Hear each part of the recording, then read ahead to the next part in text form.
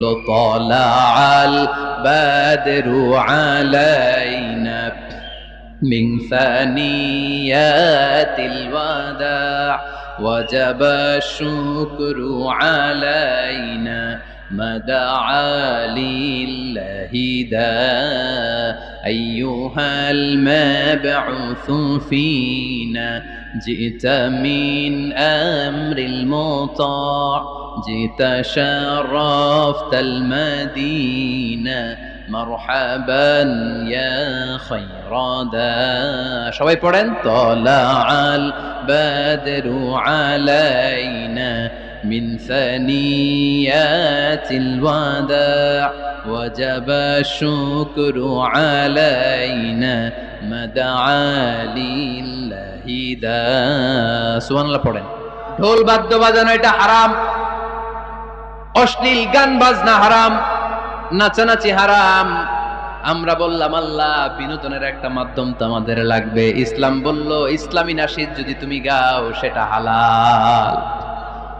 ঢোল হারাম, কিন্তু তার বিপরীতে দফকে হালাল করেছে কে? ঢোলের দুই দিকে আটকানো, এটা বাজালে নেফাকি তৈরি হয়, ধামধাম আওয়াজ তৈরি হয়, এমন বিট তৈরি হয় ডান্স দিতে মনে চায়। আছে না নাই?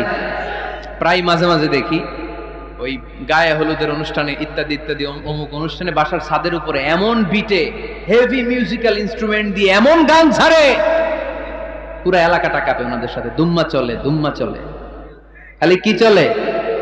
দুম্মা চলে। খেয়াল করছেন? আপনার কাছে যদি বাজায় এই টেবিলটা কাঁপবে, সাথে সাথে আপনার শরীরও কাঁপবে, আপনাকে ক্রেজি বানাবে। ইসলাম বলেছে না, যেটা তোমাকে ক্রেজি বানায়, যেটা তোমাকে অস্থির বানায়, যেটা তোমাকে অশ্লীল বানায়, ওটাকে হারাম করেছে কে? কিন্তু তার বিপরীতে সুস্থ বিনোদন আমাদের জন্য হালাল করে দিয়েছে কে? ঢোল বাজানো হারাম, কিন্তু ঢোলের বিপরীতে ইসলাম আমাদের জন্য দফ বাজানো জায়েজ করে দিলেন।